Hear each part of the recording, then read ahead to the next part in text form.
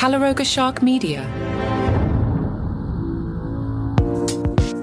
Hi there, I'm Johnny Mac with 5 good news stories. There's a 5-year-old boy in New Jersey who's really into Jimmy Carter. His mother, Laura, surprised him with a Jimmy Carter-themed birthday party, complete with Carter for President memorabilia, a life-size cardboard cutout, and birthday cake frosted with President Carter's likeness.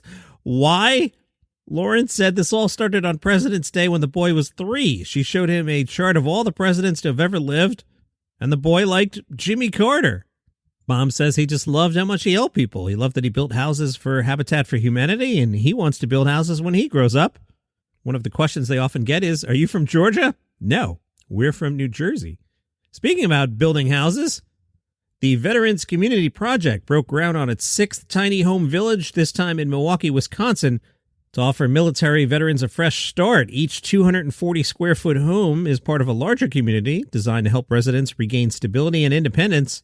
So far, 29 veterans have, quote-unquote, graduated from a VCP tiny home into their own permanent housing, and dozens of veterans have been welcomed into the 6 tiny home communities and are now working with on-site case managers for assistance.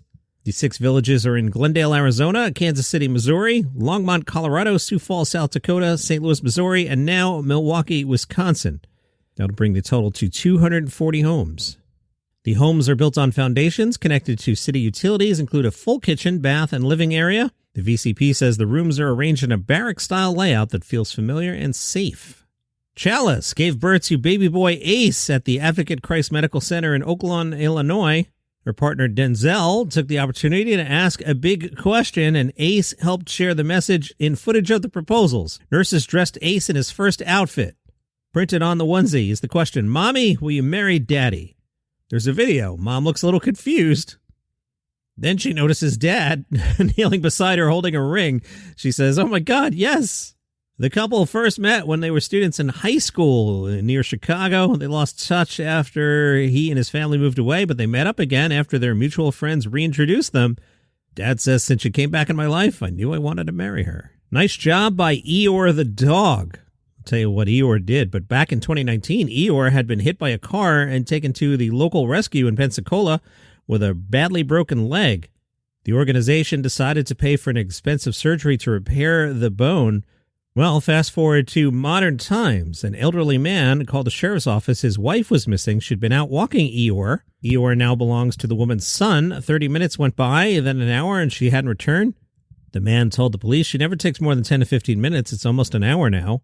The police went back out, and they found Eeyore. The deputy said to Eeyore, hey, where's your mom? Eeyore seemed to understand the command and led the officers across a yard past a house onto a golf course. There, the woman was lying on the sidewalk. The 86-year-old woman was in the middle of a medical emergency, though alert and conscious. Deputy Miller said that Eeyore guided her the whole way there. I was in front of that house, and then the dog ran up to me. Deputy Miller told her, you're such a good boy. And good news, we found your cow. Did you lose a cow on a Pennsylvania highway? It was successfully roped by a man on horseback, but no one knows whose cow it is. This happened on I-79 near Cranberry Township. Kyle heard there was a loose cow. He offered his services to local authorities. He jumped on his horse. Guess what his horse's name is? Wrong. The horse's name is, of course, Highway. Love the details in all these stories. Kyle told local TV, the crews there at the traffic stopped and we sat there for a little bit and kind of assessed the situation and let the cow relax a little bit and hang out. And then I rode right up and roped her and took her over to the trailer. The state police checked with local farmers, but no one's missing a cow. So if you're missing a cow in Pennsylvania, call the cops. And those are your 5 good news stories for today. Have a good one.